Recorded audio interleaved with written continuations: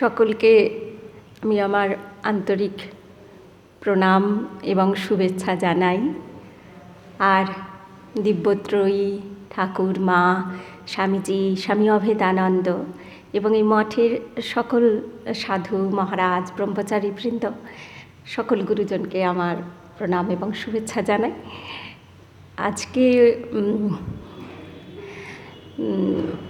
কয়েকদিন আগেই মায়ের তিথি পুজো গেল, রেশ যেন এখনও কাটেনি। তাই বলছি যে আজকেও শুভ দিন। বলা হয় যে যখনই শুভ কথা, সৎ চিন্তা, সৎ প্রসঙ্গ আলোচনা হবে, তখনই শুভ ক্ষণ, শুভ বাতাস বয়ে যায়।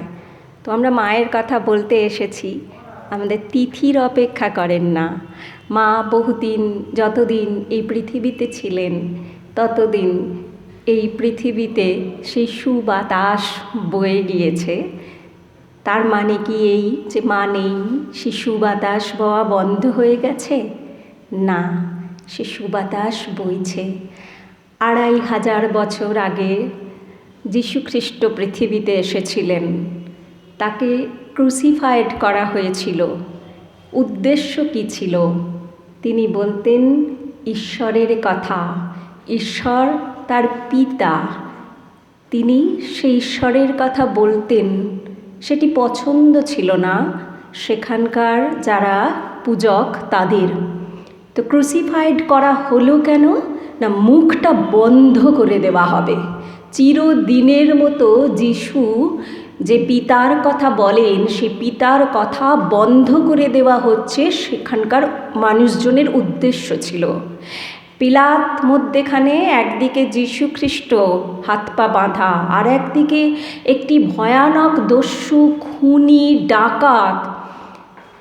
কাকে ছেড়ে দেওয়া হবে? পিলাত যখন জিজ্ঞাসা করলে সমস্বরে উত্তর দিলে যে ওই খুনি ডাকাতটিকেই ছেড়ে দেওয়া হোক, আর যীশুখ্রিস্টকে ক্রসে বিদ্ধ করে মেরে ফেলা হোক, মুখ বন্ধ করে দেওয়া হবে। এই একটি মাত্র উদ্দেশ্য। বন্ধ হয়ে গেছে। 2500 পরে আজকে 25শে ডিসেম্বর রমরম করে আমরা বড়দিন পালন করলাম। সারা পৃথিবীতে যীশুখ্রিস্ট জেগে রয়েছেন। তিনি জন্মেছিলেন ওই শরীরটার মধ্যে, দ্বিতীয়বার পুনর্জন্ম নিয়েছিলেন কিনা আমরা সে ঐতিহাসিক তথ্যের দিকে যাব না, কিন্তু তিনি পুনর্জাগরিত হয়েছিলেন, কারণ তার ভাবটা চলছে আমাদের মধ্যে। তার যারা ভাব শিষ্য, তাদের মধ্যে সেই ভাবটা জাগরিত হয়ে আছে। তাই যিশুর পুনর্জাগরণ হয়েছে। আমরা বাধ্য আজ এটা মানতে। তার প্রতিটি শিষ্যকে খুন করা হয়েছিল, কিন্তু তার ভাব থেমে যায়নি। তো মা নেই, সেইটি বড় কথা নয়। ঠাকুর এসেছিলেন, শরীর নিয়ে চলে গিয়েছেন, সেটি বড় কথা নয়। সেই ভাব আকাশে বাতাসে রয়েছে। আমরাই পারি যে সেই মাকে আবার সজীব সতেজ করে এই পৃথিবীতে দেখাতে, যে মা কি ছিলেন। স্বামীজি বলছেন যে মাকে যদি তোমরা জানো, এখন বুঝতে পারছো না, দেখবে যে মা কি করে গেলেন, অনেক পরে বুঝবে। গার্গী, মৈত্রেয়ী, অপালা জন্মাবে এই দেশে। বললেন তো, সে কতদিন আগেকার কথা, আজ তো এতগুলো দিন। মা ছিলেন, কত মানুষ বদলে গেল। আর আজকে আবার আমরা মায়ের জন্মতিথি পালন করছি, কিন্তু চতুর্দিকে তাকিয়ে আমরাই হাহাকার করি। কি বলি যে ইস, কীরকম যেন সময়টা বদলে গেছে। বড় বড় করে hoarding, you have it, you flaunt it, তোমার আছে, তুমি দেখাও। আর মা যে মা, তিনি তার ঘোমটার মধ্যে নিজেকে সদা লুক্কায়িত করে সারাটা জীবন কাটিয়ে দিয়ে গেলেন। সেই মা, আজকে আমরা মরে যাব চিরকাল। আমরা 60 বছর বাঁচি, 70 বছর বাঁচি, একটা দিন মরে যাবার পরে মালা দেওয়া হবে, তারপর সেই মালা শুকোবে, সেই মালাটা ফেলে দেবার কথাও হয়তো কারুর আর মনেও পড়বে না। পরের বছর হয়তো আবার শুকনো মালাটাকে সরিয়ে নতুন মালা দেওয়া হবে, তারপরের বছর আর মালা দেবার কথাটা সময়টাও হয়তো কারোর মনেই থাকবে না। কিন্তু মা, তিনি এই জগতে যতদিন আমরা আছি, আমাদের উত্তরসূরি, তার ফটো, তার ভাব বেঁচে আছে। কেন? তিনি তো নিজেকে লুক্কায়িত করে রাখতে চাইলেন, তাহলে কেন এই রকম হলো?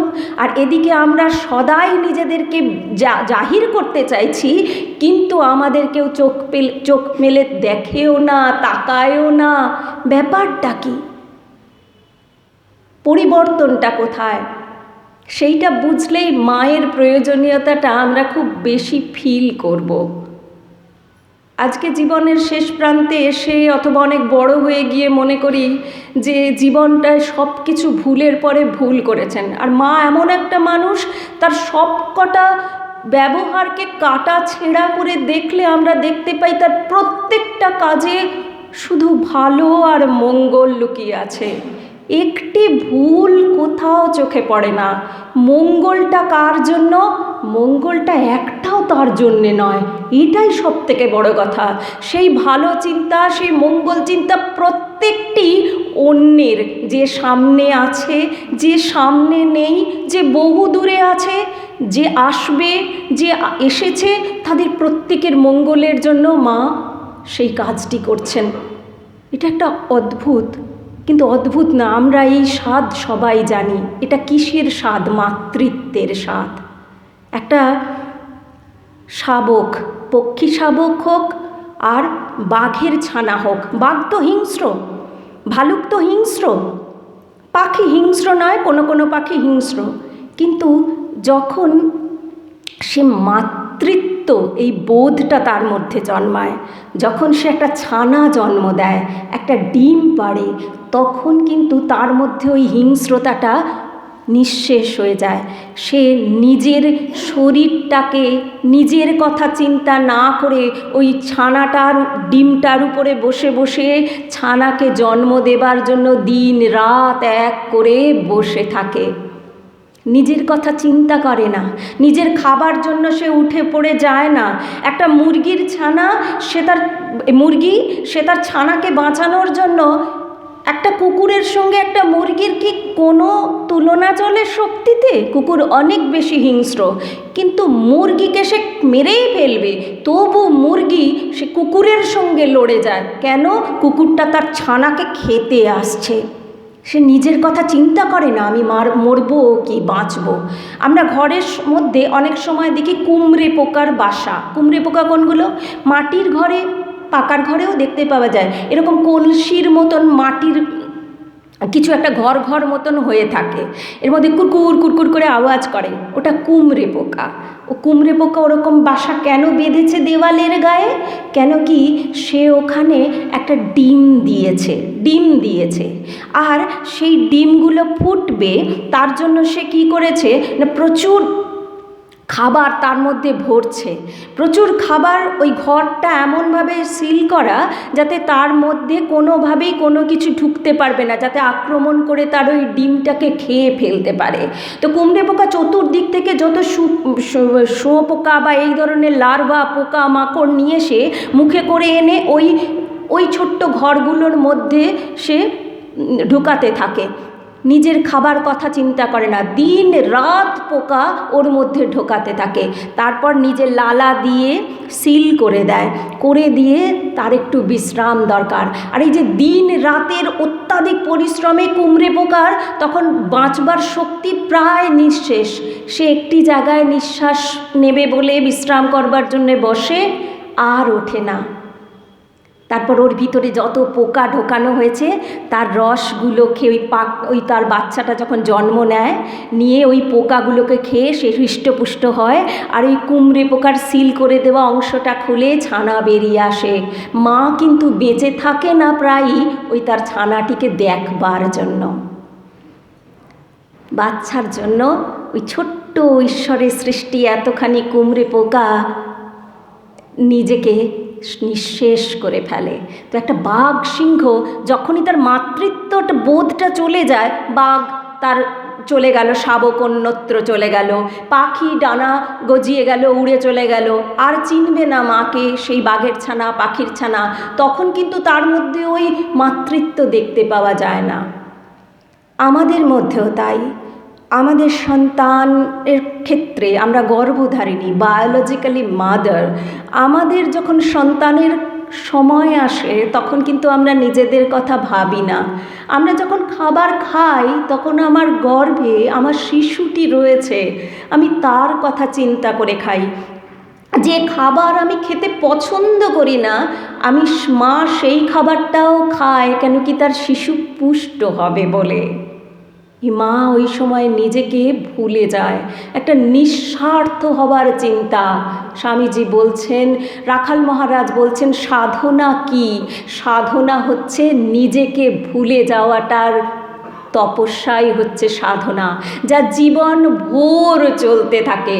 আর মা নিজে বায়োলজিক্যালি মাদার নন, তিনি গর্ভ ধারণ করেননি, কিন্তু সারা জীবন ধরে তিনি এই প্রতিটি সন্তানকে দেখে গেলেন। কতটুকু দেখলেন? যতটুকু তিনি বাঁচলেন ততটুকুই দেখলেন। যে যতটুকু সময় তার চোখের সামনে থাকলো ঠিক ততটুকু সময় দেখলেন না। যখন কোনো সন্তান বাংলাদেশ থেকে, বরিশাল থেকে, অন্যত্র দেশ বিদেশ থেকে মায়ের কাছে আসবার কথা চিন্তা করছে, তখন মায়ের কাছে আসছে। কেউ হয়তো হতক্লান্ত শরীর নিয়ে মায়ের বারান্দায় এসে দাঁড়িয়েছে, আর মা সেখানে দাঁড়িয়ে বলেছেন, এসেছো বাবা, বসো, বলে একটা গ্লাস জল দিয়েছেন। একটা অতি সাধারণ চিত্র।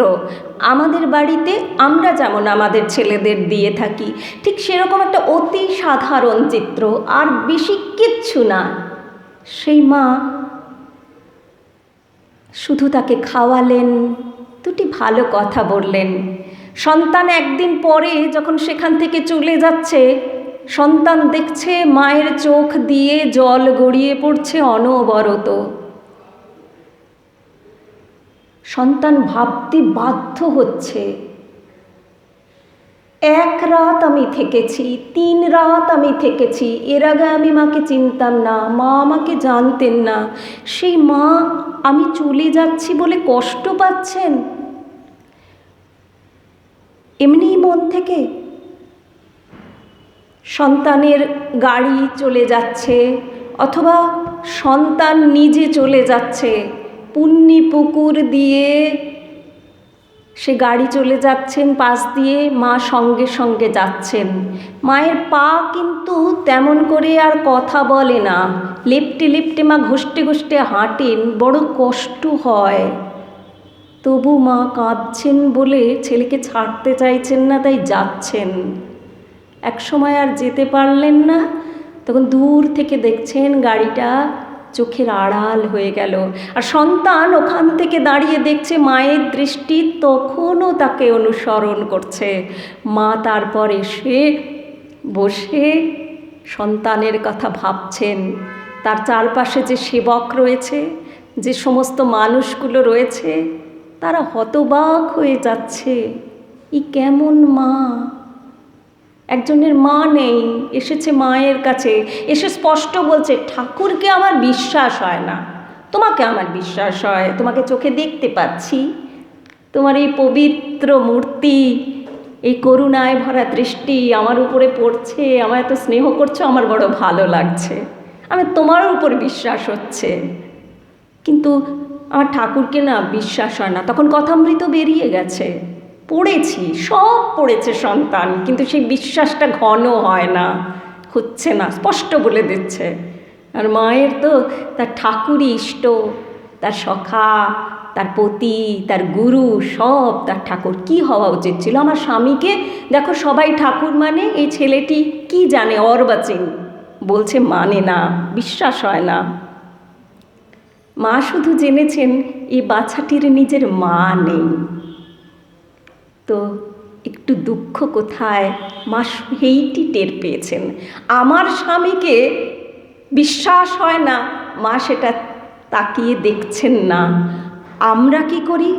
দোষটা সবার আগে দেখতে পাই, দোষটাকে খুঁজবার চেষ্টা করি, আর সেটা নিয়ে পাঁচ কান করি, পাঁচ কথা বলি। এই হচ্ছে দৃষ্টিভঙ্গির পার্থক্য। সেই সন্তানকে বলছে যাও এই জিনিসটি দিয়ে এসো একজনকে, তাকে বলছে যে গিয়ে বলবি যে মা এইটি দিয়ে পাঠালেন। সন্তানকে আবার জিজ্ঞাসা করছে তুমি গিয়ে কি বলবে? বলছে বলবো আপনি দিতে বলেছেন।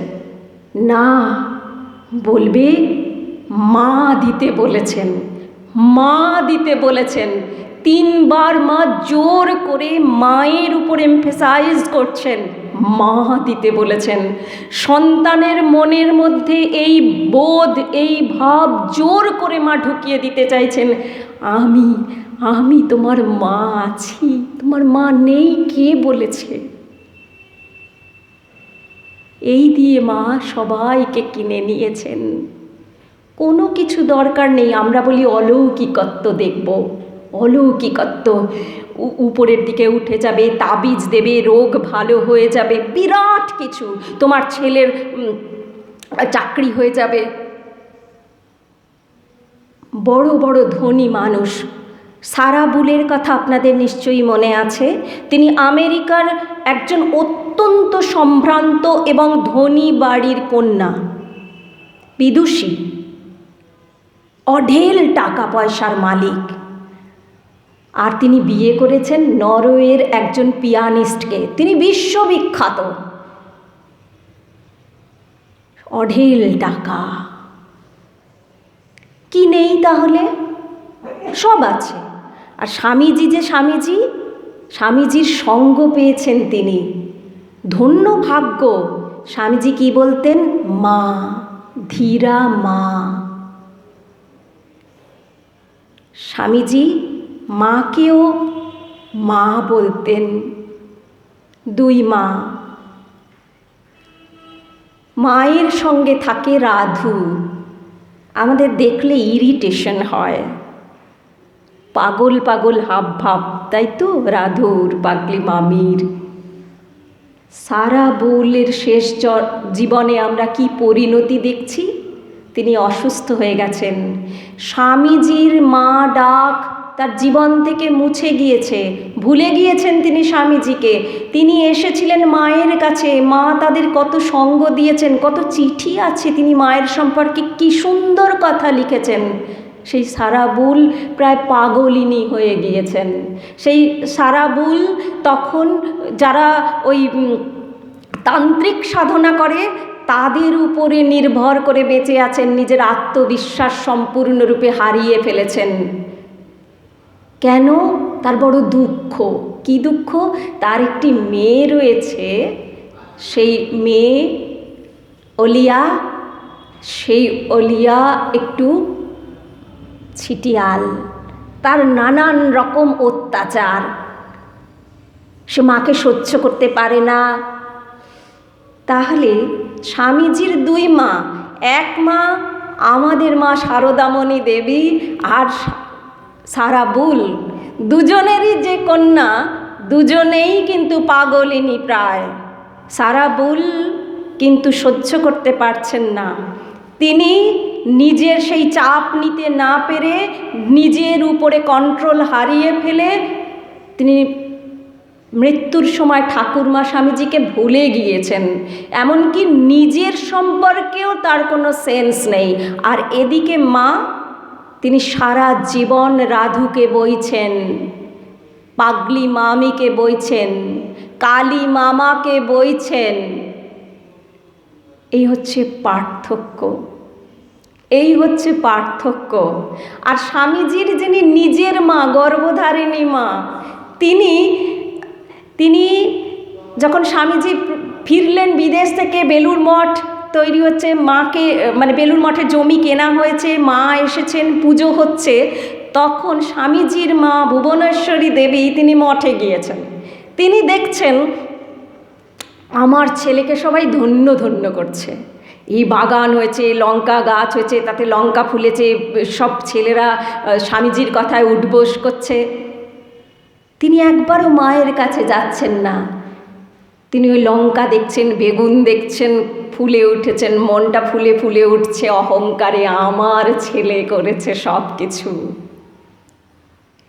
যে মা কিছুদিন আগে পর্যন্ত, মানে তখনও তিনি প্রায় ফুটপাতবাসী, কারণ কিছু ব্যবস্থা করা যায়নি, না খেতে পাওয়া অবস্থায় অতগুলো ছেলে মেয়েকে নিয়ে, নিজের বৃদ্ধা মা, অতি বৃদ্ধা মাকে নিয়ে তিনি প্রায় ফুটপাতে থেকেছেন, তার আত্মীয় স্বজনরা তাকে দেখেনি, না খেয়ে জীবন কাটিয়েছেন। মেয়ে সুইসাইড করে চলে গেছে, ছেলেদের কি হবে ঠিক নেই, বড় ছেলে কোথায় চলে গেল ঠিকমতো বোঝা যাচ্ছে না, কত দুঃখ কষ্টের মধ্যে দিন কাটিয়েছেন তিনি। তখন নিজের সন্তান, গর্ভের সন্তান, তাকে মানছে, এতেই তিনি আনন্দে ফুলে উঠেছেন। অহংকার, এই অহংকার ঠাকুর বলছেন কি সুন্দর দেখিয়েছেন। একটা গামছা তুলে বলছে, তুমি আমাকে স্পষ্ট দেখতে পাচ্ছ? বলছে পাচ্ছি না। ব্যাস, পাশে বসে থাকলেও দেখতে পাওয়া যায় না, ছোঁয়া যায় না, কাছে যাওয়া যায় না। স্বামীজি এসে মাকে বলছে, মা তুমি কি লঙ্কা বেগুন দেখে বেড়াচ্ছ? মায়ের কাছে গিয়ে বসো। তুমি কি ভাবছো তোমার নরেন এসব করেছে? মা করিয়েছে, ঠাকুর করিয়েছে। এই যে ঠাকুর করিয়েছে, মা করিয়েছে, এই দৃষ্টিটুকু দরকার আছে। এটা কেমন করে হবে? কেমন করে হবে? মা খুব সুন্দর দেখিয়ে দিয়ে চলে গেছেন। জ্ঞান মহারাজ প্রচণ্ড একটা বিড়াল ছিল মায়ের ঘরে, জয়রাম বাটিতে। মা তাকে খেতে, রাধুর বিড়াল, বাবা রাধু তো মায়ের থেকেও বেশি তার কদর সর্বত্র, তো সে পুষেছে তাকে, তো আর সে তো একবারে ঠাকুরের সমগোত্রীয়, মাছটা এটা খাবারটা বেজায় তার আদর। আর আমাদের জ্ঞান মহারাজ দু চোখকে দেখতে পারে না, মারামারি কাটাকাটি অবস্থা হয়ে যায় তার সঙ্গে। এখন মা চলে আসবে কলকাতায়, যাবেই বিড়াল মরে মোটামুটি, তা কি হবে?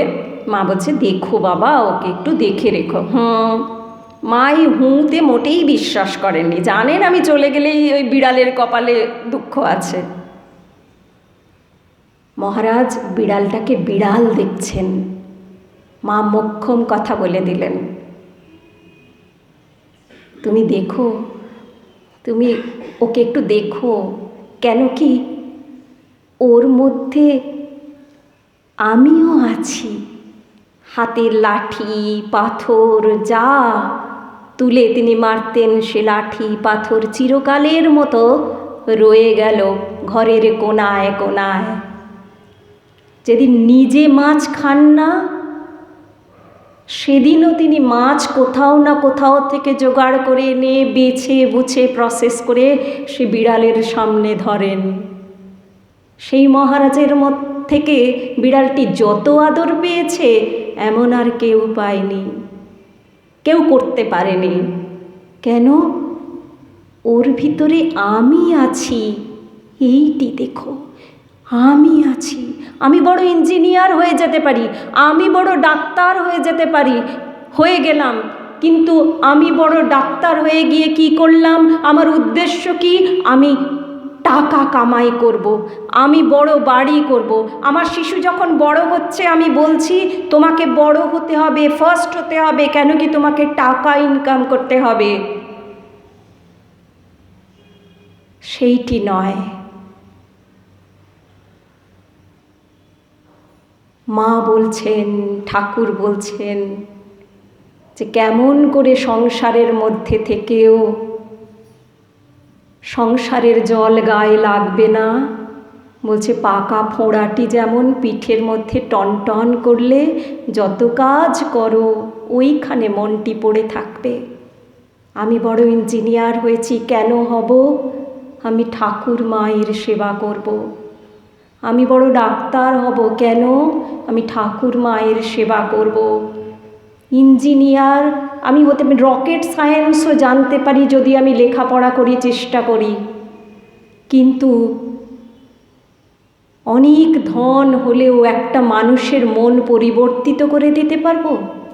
হিটলার ইহুদিদেরকে গ্যাস চেম্বারে পুড়িয়ে পুড়িয়ে মারত, ধর্মযুদ্ধ বহু হয়েছে, কারুর মন পরিবর্তন হয়নি। মা আমজাদ একটা মুসলমান আসছে, সে সময়কার প্রথাই ছুঁড়ে ছুঁড়ে খাবার দেওয়া, খাবার দিচ্ছে, আমজাদ খাচ্ছে, সে কিছু মনে করে না। মা যাচ্ছেন, গিয়ে আমজাদকে ওইখানে বসে বসে কাছে বসে খাওয়াচ্ছেন। আমজাদের খাওয়া হয়ে গেল, বলছেন, মা বলছেন, যাও বাবা হাতটা ধুয়ে নাও। আমজাদ তো মায়ের কাছে তেল টেল মেখে, সে আর ডাকাত নয়, তখন সে কে? তার মধ্যে যে নৃশংসতা, যে দুর্ধর্ষপনা রয়েছে একজন ডাকাতের, মায়ের কাছে এসে সেটা আর সাড়া দেয় না। কি দেয়? মায়ের ছোট্ট শিশু সন্তান। সে তেল টেল মেখে মা যেমনটি বলেন তেমন করে, চান করে আসো, চান করছো, খেতে বসো, খেতে বসেছে, যাও হাতটা ধুয়ে নাও। ব্রাহ্মণ বাড়ির বিধবা মহিলা সেই গ্রামে, গ্রামের লোক প্রায়ই জরিমানা করে মায়ের নামে, হয়তো জরিমানা করবে, মাকে হয়তো কষ্ট দেবে, আর আছেই নলিনী দিদি, মাকু, রাধু, মোটামুটি মাকে দু কথা শোনাবার জন্য। আমজাদ ওসব দেখে না, ও মা বইবে, আমি মায়ের ছেলে, হাত ধুতে চলে গেছে। মা কি করছেন? মা ওই এঁটো কাটা পরিষ্কার করে বাসন মেজে মেজে ধুয়ে আনলেন। মা কি অন্য থালায় খেতে দিতেন? মাস্টারমশাই বলছেন যে আমি চাকর টাকর দিয়ে পাঠাতাম মায়ের কাছে কোনো জিনিস।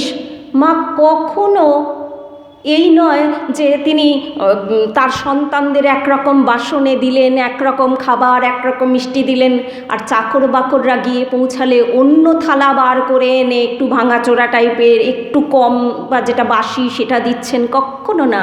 যে খাবার তিনি শরৎ মহারাজকে দেবেন, ঠিক সেই মহারাজ সেই খাবারটাই তিনি চাকর বাকরদের দিচ্ছেন। যা তার প্রিয় সন্তানকে দেবেন সেটাই দেবেন। মায়ের কাছে প্রিয় বলে কেউ নয়, সবাই সন্তান, তার কাছে সমান দৃষ্টি, কারণ তিনি সবার মধ্যে ঠাকুরকেই দেখছেন। রাধু যে তাকে বলছে গরুর গাড়ি থেকে সরে যা, সরে যা, তুই সরে যা, নেমে যা, নেমে যা, মা সরতে সরতে গাড়ির একেবারে কোণার দিকে দিয়ে এসেছেন। বলছেন, আমি যদি নেমে যাই তোকে দেখবে কে? আমি রাগে ফুটি ফাটা হয়ে যেতাম, দু কথা শুনিয়েও দিতাম। মা সরতে সরতে কোণে এসে বলছেন, আমি যদি নেমে যাই তোকে দেখবে কে? মা রাধুর সেবা করছেন না, রাধুর মধ্যে ঠাকুর আছে, ওই ঠাকুরকে সেবা করছেন।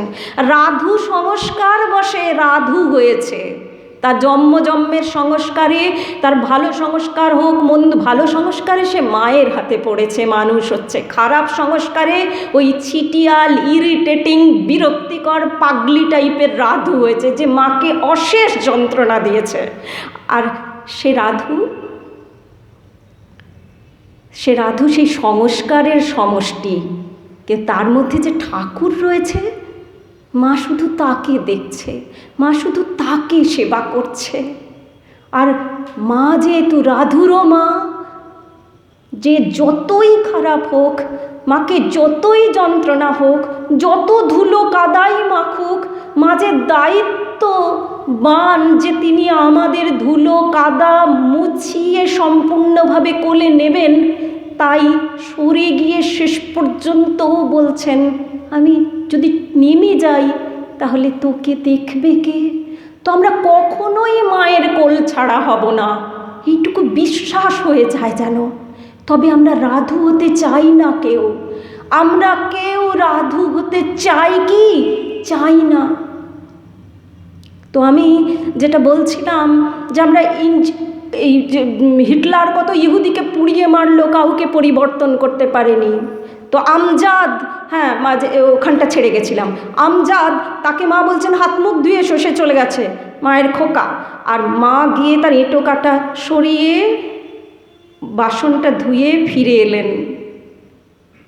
তারপর মা ঠাকুর ঘরে যাচ্ছেন, যে কাপড় পরে তিনি আমজাদের কাছে বসে খাওয়ালেন, তার এঁটো কাটা পরিষ্কার করলেন, বাসন ধুলেন, সেই কাপড় পরেই তিনি ঠাকুর ঘরে চলে গেলেন। সেখানে গিয়ে ঠাকুরের পুজো করলেন। মা যে বলছেন আমজাদ যেমন, শরৎ তেমন, ললিত যেমন। ললিত কে? আমরা মায়ের বীর ভক্ত জানি, কিন্তু ললিত সে একজন মদ্যপ, সে প্রমোদের মানে নানান রকম আয়াসে বিলাসে নিজেকে ভাসিয়ে ফেলেছিল। মদ্যপ, শুধু তার পরিবর্তন হলো কেমন করে? ওই মদ্যপ ললিত, সে দুঃখ পেয়েছিল অবশ্যই। তার 7-8টি সন্তান ছিল, সে 7-8টি সন্তান পরপর মারা গেল, দুঃখ বুঝলাম। কিন্তু তখন আয়াসে বিলাসে ব্যস্ত হয়ে সে নিজেকে নষ্ট করে হারিয়ে ফেলছিল। মানুষ বলেছিল না, সকলে ঘৃণা করত, সকলে ঘৃণা করত। আমজাদ ডাকাত বলে ঘৃণা করে, ললিত মদ্যপ বদমাইশ বলে তাকে ঘৃণা করে। মায়ের কাছে সে ঘৃণার পাত্র নয়। সে ললিতকে মা কত ভালোবাসে, আর কেবল সেই কারণেই আমজাদ মায়ের খোকা হয়ে যায়, প্রিয় খোকা। মা স্নান করে না, মায়ের কাছে সে এতটুকু তুচ্ছ তাচ্ছিল্যের ব্যাপার না, আর ললিত মায়ের বীর ভক্ত হয়ে যায়। এই যে পরিবর্তন, কোন হিটলার পারবে? আমি বড় ইঞ্জিনিয়ার, আমি বড় ডাক্তার, আমি বড় টিচার, আমি বড় পলিটিশিয়ান, আমি নেতা মন্ত্রী, আমি কোনো মানুষকে পরিবর্তন করতে পারবো? কখনো না। কোনো মন আমি পরিবর্তন করতে পেরেছি আজ পর্যন্ত? আমার সন্তানও যদি বিপথে যায় বা সন্তানকে আমি কোনো কথা শোনাতে চাই, সন্তান শোনে?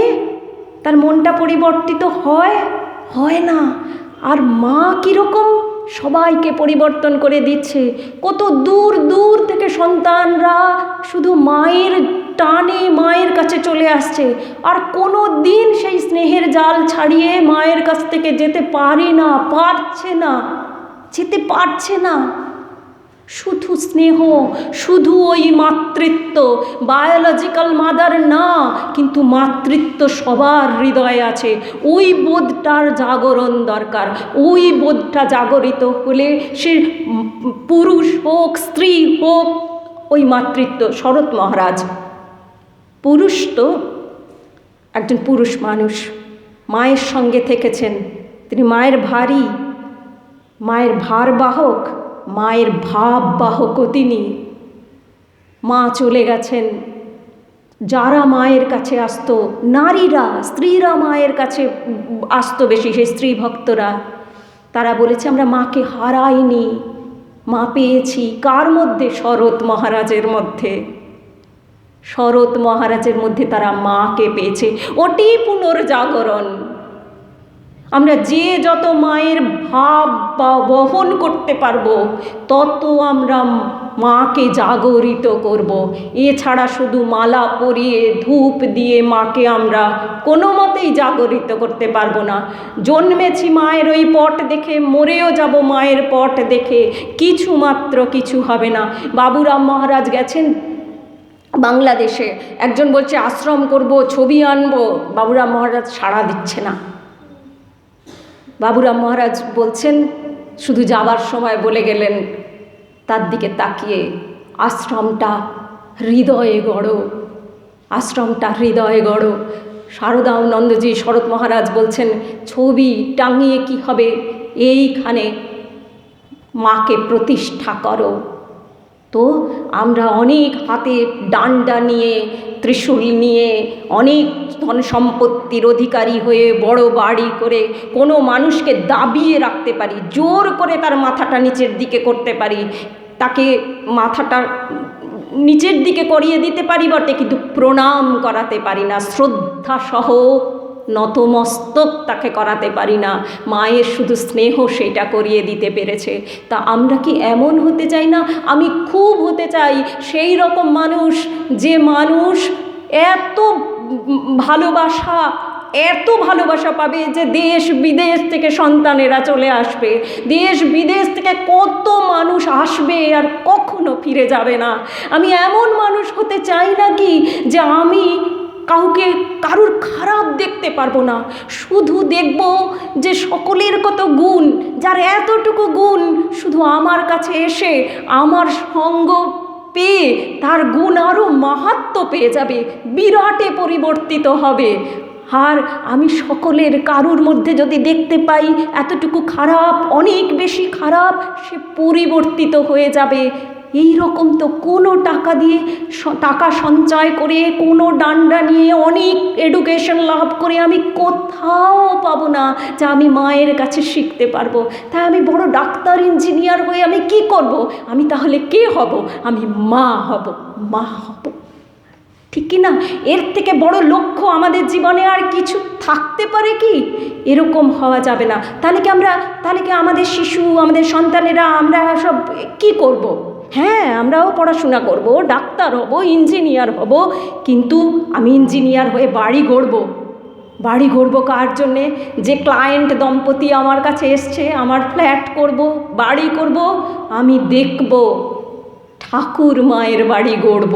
আমি ইঞ্জিনিয়ার হওয়ার উদ্দেশ্য আমার বাড়ি গড়া নয়, আমার ইঞ্জিনিয়ার হওয়ার উদ্দেশ্য এই পৃথিবীতে যত ঠাকুর মা আসবে আমার কাছে, আমি ঠাকুর মায়ের জন্য বাড়ি গড়ব।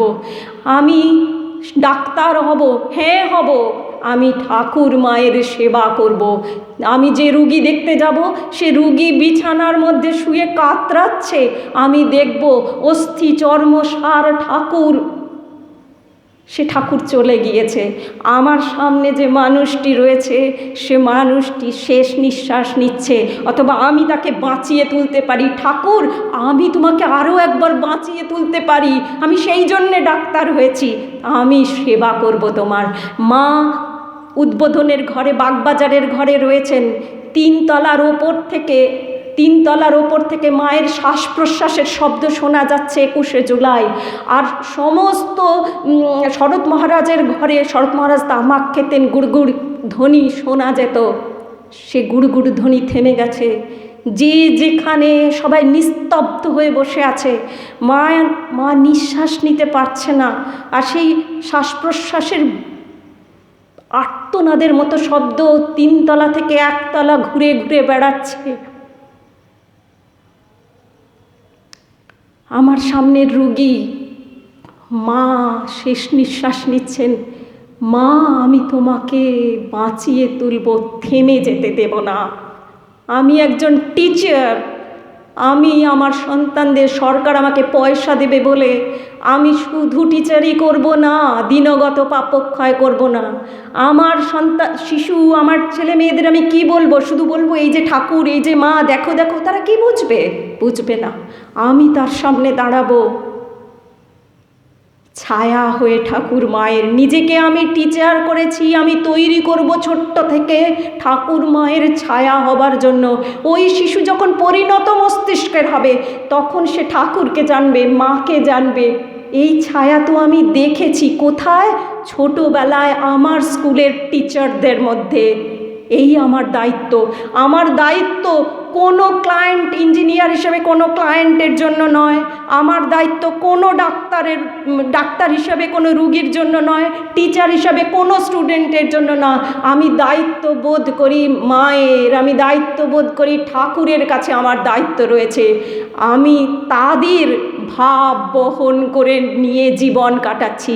আমি শ্বাসে প্রশ্বাসে আমি শুধু তাদের ভাব সঞ্চারিত করব, সেই জন্যে আমি নিজেকে তৈরি করব। এইটাই আমার জীবনের উদ্দেশ্য। আর সেই জীবনের উদ্দেশ্যের জন্যেই আমি এই শরীর পেয়েছি। ঠাকুর মা আমাকে একটা চান্স দিয়েছে। আমি এই শত জন্ম ধরে কেবলই ঘুরে ঘুরে বেড়াচ্ছি আর ভুল করছি। ওই মায়ের ভাবটাকে আমি ধরতে পারছি না, চিনতে পারছি না, জানতেই পারছি না। আমি শুধু এই জগতের ইঞ্জিনিয়ার হয়েছি, টাকা, আমি জমি বাড়ি, এই প্রমোদ তরণীতে ভেসে ভেসে বেড়াচ্ছি। আজ আমি কিন্তু বুঝতে পারছি, যদি বুঝতে পারি যে আমার জীবনের শ্রেয় কি। আমার জীবনের শ্রেয় জমি নয়। একটা জমি তৈরি করা মনের মধ্যে, যেখানে মায়ের ভাব, ঠাকুরের ভাব পড়ছে, আর সেটা অঙ্কুরিত হবে। স্বামীজি বলছেন যে কৃপা তো সব সময় বইছে, কিন্তু কৃপার যোগ্য নিজেদেরকে করে তুলতে হবে, আদারওয়াইজ তুমি সেই কৃপার আধার হতে পারবে না। বিড়াল তো দেবালয়ে চিরকাল বসে থাকে দুধটি মিষ্টিটি খাবে বলে। একটা বিড়াল কি কখনো হরিভক্ত হয়ে যেতে দেখেছেন? ঠাকুরকে হৃদয় তো এমনি করে পাঁজা কোলা করে ধরে থাকতো, কত বছর ধরে ঠাকুরের সেবা করলো, সে হৃদয় কি বিবেকানন্দ হতে পারলো? হলো না। সে জমিটি কিন্তু খুব দরকার আছে, খুব দরকার আছে। কাশীপুর উদ্যানবাটি মা ঠাকুরের সেবা করছে, ঠাকুরের সেবা করছে। আর সন্তানরা সবাই দেখছে, যারা ভক্তরা আসে তারা সবাই দেখছে। তো মা তো যখন দক্ষিণেশ্বরে নহবতে ছিলেন তখন তো সবাই জানতো রামলালের খুড়ি, কিন্তু কে যে রামলালের খুড়ি, কে তাকে জেনেছে, কে বা তাকে দেখেছে, জানেই না। যখন ঠাকুরের সেবা করতে শুরু করলেন তখন ঠাকুরের ছেলেরা বা ভক্তরা মায়ের সঙ্গে একটু সাক্ষাৎ পরিচয় হওয়ার সুযোগ পেল আর কি, মানে দেখলো। তো ভক্তরা এসে এসে ঠাকুরের কাছে বলে যে এমন মহৎ প্রাণ মানুষ আর দেখিনি, এমন মহৎ প্রাণ মানুষ আর দেখিনি। ঠাকুর চলে যাবেন, তখন আর অল্প সময় বাকি, কিছুদিন। ঠাকুর মিটি মিটি হাসছে, আমি ছবিগুলি দেখি আর বড় ভালো লাগে। ঠাকুর মিটি মিটি হাসছেন আর বলছেন, ও আমার শক্তি কি না, তাই ওই রকম। এই জগতে ঠাকুর এসেছিলেন কোনো একটি, আমার তো কত কি প্রিয়, একটি প্রিয় বস্তু, মহার্ঘ বস্তুকেও ঠাকুর আমার বলে বলেননি। মায়ের জন্য তিনি বলছেন, ও আমার শক্তি কি না, তাই ওই রকম। অর্থাৎ মায়ের মতো যদি হতে পারি, ওই মাতৃত্বের অধিকারী যদি হতে পারি, ঠাকুরের প্রিয় হব, ঠাকুর বলবেন। আজ তো ঘুরেও দেখবেন কিনা সন্দেহ আছে, বলবেন বিল্ডিং দেখে এসো, বিল্ডিং দেখে এসো। আমার কাছে বসতে হবে না, সে মন নেই। আর যদি মায়ের মতো হতে পারি, মায়ের ঐশ্বর্য যদি আমার মধ্যে বিদ্যমান হয়, ঠাকুর বলবে আমার শক্তি। অ্যাকচুয়ালি তো তাই। রাধুর মতো হতে আমরা কেউ চাই না। তো বিউটিফুল কাপল, এত সুইট, মানে ভাবতে ভালো লাগে না যে এরা আমাদের মা, এরা আমাদের বাবা, দুজনে কি পরম, কি অপূর্ব ভালোবাসা দুজনের মধ্যে, আর আমরা তাদের সন্তান। তো আমাদের জাত কি, আমাদের কে নিচু জাত, কে উঁচু জাত কি আছে? আমরা যদি বাপের কথা ভাবলে বাপের ঐশ্বর্য পাবে, মায়ের কথা যদি ভাবি মায়ের ঐশ্বর্য, মা সত্তা যদি আমার মধ্যে একটিবার চলে আসে। প্রথম শুরু করেছিলাম কি বলে, যে একজন সিংহ শাবক হোক, ব্যাঘ্র শাবক হোক, হিংস্র যেই হোক না কেন, জন্তু তার মধ্যে পাশবিক প্রবৃত্তি থাকে, তাই তো? সে যখন মাতৃত্ব যতটুকু সময়, সেই সময় সে দৈবী সত্তার অধিকারী হয়ে যায়, অপূর্ব। তারপরেই সে হিংস্র হয়ে যায়, ঠিক কি না? হিংস্র মানে কি? স্বার্থ। তখন সে নিজের খাবারের কথা চিন্তা করে, নিজে কিভাবে কমফোর্ট পাবে সেইটা চিন্তা করে। রাধু, সে তার সারা জীবনটা স্টাডি করলে আমরা কি দেখতে পাচ্ছি? নলিনী দিদি, মাকু, পাগলি মামি, কালী মামা ঘরে ঢুকছে আর বলছে, জয় দিদি জয় জামাইবাবু, জয় দিদি জয় জামাইবাবু, জয় দিদি জয় জামাইবাবু, জয় টাকা, জয় টাকা, জয় টাকা, জয় টাকা, দিদি টাকা দে, টাকা দে, দিদি তোর পায়ে পড়ি, টাকা দে, টাকা দে, টাকা দে। আজকে আমি একটা মানি পার্সের মধ্যে ঠাকুর মায়ের ছবি রেখেছিলাম। এক ভদ্রলোক, তিনি ঠাকুর মায়ের মোটেই ভক্ত না। তিনি দেখা মাত্র বলছেন যে ঠাকুর টাকা ছুলে বেঁকে যেত শরীর, আর তুমি মানি পার্সের মধ্যে, মানি ব্যাগে ঠাকুরের ছবি রেখেছ। আর একটা দিন এমনও ছিল যখন এই কথা কেউ বিশ্বাস করতো না, কেউ বিশ্বাস করতো না। ত্রৈলোক্যবাবু যখন মা এসেছেন, ঠাকুর তো টাকা নেন না, মাকে একদিন কেউ খুশি হয়ে কিছু টাকা দিয়েছে। তো ত্রৈলোক্যবাবু আরও কিছু লোক বলছে, সব ভড়ং, টাকা নেব না, টাকা নেব না, বেঁকে যায় শরীর। আর পরিবার এনে রেখেছে যাতে কিনা টাকাটা না চলে যায়, টাকাটা ঠিক ঘরে আসে। এই হচ্ছে মাকে দেখে, ঠাকুরকে দেখে এই বিশ্বাস। আজকে ঠাকুর মা কী করেছেন? প্রতিবাদের ঝড় তুলেছেন, মিটিং মিছিল করেছেন? না, ঠাকুর আছড়ে পড়েছেন মায়ের সামনে, গিয়ে বলছেন, মা দেখো ওরা না এই রকম বলে। সেই মা কি করেছেন? উত্তর দিয়েছেন। আজ এত বছর পরে যে ঠাকুর মায়ের কিন্তু ভক্ত নয়, সেই ভদ্রলোক আমার মানি পার্সের মধ্যে ঠাকুরের ছবি দেখে আমাকে ধমক দিয়ে বলছে, ঠাকুর টাকা ছুঁতে পারতেন না আর তুমি মানি ব্যাগের মধ্যে ঠাকুরের ছবি রাখো? এই হচ্ছে ঠাকুর, এই হচ্ছে জবাব কার? ওই মা কালী, ঠাকুরের মা জবাব দিয়েছেন। দরকার নেই তো ওই কালী মামা স্বার্থ চিন্তার অধিকারী, রাধু স্বার্থ চিন্তার অধিকারী। তো আমরা যতই স্বার্থ চিন্তা করতে থাকবো, এমনি করে মাকে যেমন ঠাকুর লাথি মারছে, সরে যা, নাম নাম, এমনি করে আমরা যত স্বার্থ চিন্তা করছি, অ্যাকচুয়ালি আমার হৃদয় থেকে মাকে সরিয়ে সরিয়ে দিচ্ছি। আমার এই মাতৃত্ব বোধ, ওই যে স্নেহ, করুণা, পবিত্র, এটাকে সরিয়ে দিচ্ছি, স্বার্থ চিন্তাকে প্রাধান্য দিচ্ছি। তাহলে কি আর মা সেখানে বসবে? মা মানে মাতৃত্ব, আর মাতৃত্ব মানে যেখানে কোনো স্বার্থ চিন্তাটাই নেই, শুধু অন্যের জন্য চিন্তা, শুধু পবিত্রতা। পবিত্রতা কোথা থেকে আসে? স্বার্থ চিন্তা না থাকলে। আমার বাসনা কেন? না আমি চাই, আমি ওকে অপছন্দ করি কেন? না সে আমার কোনো স্বার্থ সিদ্ধিতে বাধা দেয় বলে। আমি ওকে ভালোবাসি কেন? কারণ সে আমাকে পছন্দ করে, আমার কোনো একটা স্বার্থ, সেটা তো মেন্টাল প্লেজার পেতেও আমাকে সাহায্য করে, তাই আমি ওকে পছন্দ করি। অর্থাৎ আমার পছন্দ অপছন্দ, পাওয়া লেনা দেনা সব কিছু আমারকে কেন্দ্র করে হচ্ছে, আর মায়ের সবটুকু বা অন্যের জন্য কেন্দ্র করে হচ্ছে। এটাই মাতৃত্ব, স্বার্থহীনতা। তো যত আমি রাধু হব তত আমি এরম করে সরিয়ে দেব, যত আমি কালী মামা হব তত মন থেকে মাকে সরিয়ে দেব, ঠাকুরকে সরিয়ে দেব। কিন্তু তার পরিণতিটা ভাবলে বড় কষ্ট হয়। একদম শেষ সময় মা যখন চলে যাবেন, মা রাধু রয়েছে, নলিনী দিদি, মাকু রয়েছে, যাদেরকে নিয়েই তাদের সারা জীবন কাটিয়ে দিলেন। রাধুর শব্দবাই 1918, 2 বছর মাত্র বাকি, মা খালি অসুখে ভোগে। সেই মা রাধু বলেছে, আমি শব্দ শুনতে পারি না, পিসি ওখানে কাকা করছে, ওখানে ধূপধাপ শব্দ হচ্ছে, তুমি যাও। দুপুরবেলা সবাই ঘুমিয়ে পড়েছে, নিস্তব্ধ পাড়া। মা একটা বেখারিকে এমনি ধনুকের মতন বাড়ি বানিয়ে, আর একটা তাতে একটা দড়ি বেঁধেছে, আর একটা বেখারিকে তীর বানিয়েছে, সেইটা নিয়ে ছাদ, বারান্দা, দোতলা, 3তলা করে বেড়াচ্ছেন। বোঝো বোঝো, এই বায়নাও মা সহ্য করছেন রাধুর জন্য।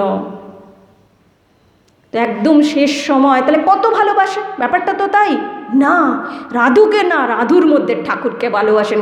তাই যখন চলে যাওয়ার, ঠাকুর ডাক দিয়েছে, ঠাকুরের কাছে চলে যাচ্ছে, তখন রাধু, নলিনী দিদি, তার বাচ্চা, রাধুর বাচ্চা সব এসছে। মা বলছে ওদেরকে পাঠিয়ে দাও। শরৎ মহারাজ সাহস করছে না, যে থাকতে পারবেন? আমি মন তুলে নিয়েছি। মন তুলে নেওয়া কীরকম? রাধু এসে কোণা থেকে এমনি করে দেখছে, আর মা দেখতে পেয়েছে ওরা আছে কেন এখানে, ওদের চলে যেতে বলো। মানে বুকটা কেঁপে ওঠে। আমি যদি আমার মনে স্বার্থ চিন্তাকে স্থান দিই, অর্থাৎ রাধুর মতো হয়ে যাই, আমি একটা রাধু, আমি একটা কালী মামা, তাহলে মা দূর করে, ওরা আছে কেন, চলে যাও। মায়ের এই তুচ্ছ ভাব আমরা কেউ সহ্য করব? আমরা কেউ পছন্দ করব? আর উল্টো দিকে মা কি করছেন? সরলাওয়ালা সরকার মাকে সেবা করছে। শরৎ মহারাজকে ডেকেছেন, সে তার আত্মীয়ও নয় কিন্তু মায়ের। তার হাতগুটা নিয়ে শরৎ মহারাজের হাতে দিয়ে বলছেন, এদের সব ভার শরৎ আমি তোমায় দিয়ে গেলাম। তাদের ভার দিয়ে গেলেন, কই রাধুর কথা বললেন না? নলিনী, মাকু, এদের আলাদা করে স্পেসিফিক্যালি তো বললেন না। তো মা মন তুলে নেবেন। রাধু হলে, কালী মামা হলে, টাকার সম্পর্ক, স্বার্থের সম্পর্ক শেষ, খতম, ফিনিশ, আর আমি বইব না। কিন্তু যারা ঠিক মায়ের ঐশ্বর্য সমন্বিত, তাকে কিন্তু তার ভার তারপরেও মা কিন্তু বইছেন। তাই শরৎ মহারাজের হাত, তাদের হাত শরৎ মহারাজের হাতে দিয়ে বলছেন, এদের ভার তুমি বহ। তো এই কোনটি হতে চাই আমরা? মায়ের অগ্রাহ্য পেতে চাই, নাকি মায়ের ভালোবাসা পেতে চাই? যদি মায়ের ভালোবাসা পেতে চাই, যদি ঠাকুর গর্ব করে বলেন আমার মতন, আমার শক্তির মতন মায়ের মতো হয়েছে, তাহলে কি সেটা সব থেকে বড় আমাদের কাছে শ্রেয় জিনিস নয়, প্রিয় জিনিস নয়? সেইটা হওয়া কি সব থেকে বড় লক্ষ্য নয়? তো আমরা সেই দলে আজকে আমরা এসেছি, কথা বলছি এই মহেন্দ্রক্ষণে মায়ের কথা। এই অনুধ্যান হচ্ছে তার মতো হয়ে ওঠা, তাকে চিন্তা করা। তো আমরা কে, কি জাত, কোথা থেকে এসেছি, কি ভুল করেছি না করেছি, সে কত শত জন্মে কি অন্যায় করেছি দেখার দরকার নেই। আমরা সেই সিঁড়ির মধ্যে সবাই পরপর আছি, যার একদম উপরে আমাদের বাবা মা বসে আছে, ঠাকুর মা। হয়তো সিঁড়ির একদম উপরের ধাপে নরেন্দ্রনাথ স্বামীজি পৌঁছে গিয়েছে, শারদানন্দজি রয়েছে, যোগানন্দজি রয়েছে, কিন্তু আমরাও রয়েছি একদম শেষ ধাপে, আছে কি না? এটাই তো আমাদের কাছে বিরাট ব্যাপার। এখন কি, যত একটু একটু করে মায়ের ভাব পেতে থাকবো, তত আমরা ঠাকুর মায়ের দিকে এগোতে থাকবো। হোক কোটি জন্ম, আমরা আনন্দে উপরের দিকেই জীবন কাটাবো আর উপরের দিকে উঠে যাব। কেন কি, একটু মায়ের ভাব, আমার সামনে যে মানুষটা আসবে, এতদিন তাকে হয়তো ঈর্ষা করেছি, আজ আমি মায়ের মেয়ে হব, তাই আর ঈর্ষা করব না। জোর করে মন থেকে ঈর্ষার কারণটা সরিয়ে দেব, আর বলবো, আর তাকে ভালোবাসবার চেষ্টা করব। ভুল হবে, ক্ষমা করতে পারবো না, ভালোবাসতে পারবো না, কিন্তু আমার মা করেছে, আমার উদ্দেশ্য কি? মায়ের মতো হওয়া, মায়ের ছায়া হওয়া। যতটুকু চেষ্টা করব ততটুকু একটা সিঁড়ি বাঁধা হবে, পরের জন্মে সেই সিঁড়ি থেকে উঠব। তো এটা তো আমাদের কাছে বড় আনন্দ। তো এ জীবন, এ বাঁচা তো প্রচণ্ড আনন্দের ব্যাপার, তাই না? মা সেই পরজগতের সবটুকু দেখতেন। একজন সন্ন্যাসী মহারাজ মারা যাচ্ছে, তার গর্ভধারিণী মা সেখানে এসে বসেছে, অসুস্থ, একদম শেষ নিঃশ্বাস নিচ্ছে সকালবেলা, আর মা ওপরে গেছেন। তো মা এসেছেন, তার গর্ভধারিণী মা তার পাশেই ওই সারা রাত জেগেছে, ছেলেকে সেবা করেছে, ঘুমিয়ে পড়েছে। তো সবাই বলছে যে গর্ভধারিণী মা সারা রাত জেগে সেবা করেছে, ডাকো, শেষ নিঃশ্বাস নিচ্ছে। মা বলছে না, ওকে ডেকো না। আমি থমকে যাই, বিশ্বাস করুন, এ কেমন মা, মায়ের হৃদয়। মা বলছে না। কেন না, ও ডাকবে ছেলেকে, কাঁদবে, আর ছেলের মনে ওই মায়ের প্রতি যে একটু সাড়া দেওয়ার ইচ্ছা, ওর জন্যে আমার ছেলেকে আবার ফিরে আসতে হবে না, ও চলে যাচ্ছে শান্তিতে, ওকে চলে যেতে দাও। ওর বাধা সৃষ্টি করবে ওর গর্ভধারিণী মা, ওকে ডেকো না। এ কোন মা? শুধু এ জন্মের মা? না না না। আর একটা ঘটনা বলে শেষ করব, থামতে ইচ্ছা করে না মায়ের কথা বলতে গেলে। তো মায়ের কাছে এক বালক, অতি অল্প বয়স্ক, মারা যাচ্ছে, হ্যাঁ মারা যাবে, মানে দীর্ঘদিন ধরে রোগে ভোগে মরছে, সবাই করছে। তো মা বলছেন ওকে গঙ্গার ঘাটে নিয়ে যাও। ছেলেটিকে যখন বলা হলো, সে বলল কেন, আমার মৃত্যু কি আসন্ন? কেউ উত্তর দিচ্ছে না। এর উত্তর কি দেওয়া চলে না দেওয়া যায় জানে না। তো বলল মা বলেছেন। বলছে বেশ, মা বলেছেন বলে তাহলে নিশ্চয়ই নিয়ে যাও। মা, এই হচ্ছে ছেলে হব, এই হচ্ছে মায়ের মেয়ে হব বা ছেলে হব। তুমি দুঃখে রাখো, সুখে রাখো, আমার মৃত্যু দাও, যাই দাও, আমি সর্ব অবস্থাতেই তোমার সন্তান হবার সাধনা করব। তো নিয়ে গেছে, মা বলেছেন বেশ নিয়ে চলো। তা নিয়ে যাবে, তো সমস্ত চন্দন দিয়ে মায়ের সন্তানেরা লিখছে, বিভিন্ন ঠাকুরের নাম লিখছে, ঠাকুরের নাম লিখছে, আরও অনেকের নাম লিখছে। সে সন্তান তাকিয়ে দেখে বলছে সব নাম মুছে দাও, সব নাম মুছে দাও, শুধু লেখো মায়ের নাম, মা শারদা। তো সে বেশ মা শারদার নাম লিখেছে, সে আনন্দ হয়েছে। সে জানে আমার মৃত্যু হচ্ছে, মা বলে দিয়েছে আমার গঙ্গার ঘাটে নিয়ে গেলে আমার মৃত্যু আসন্ন। সে পথে যাচ্ছে, সে আনন্দে কত কথা বলছে, তার ভারী আনন্দ হচ্ছে, কেন কি সে মায়ের কাছে ফিরে যাচ্ছে, আর তার বুকে পিঠে মায়ের নাম লেখা আছে। আর গঙ্গার ঘাটে নিয়ে গেল, সে যাত্রা শুরু করলো রামকৃষ্ণ লোকের দিকে। তো এই আমরাও আমাদের ভাবে, বুকে, পিঠে, মনে, সর্বত্র যা কাজ করব রামকৃষ্ণ নাম লিখব। আমার কাজে ছাপ থাকবে মায়ের ছাপ, আমাকে দেখে লোকে চিনবে যে আমি মায়ের মেয়ে, মায়ের সন্তান। আজকে শেষ করছি। জয় মা।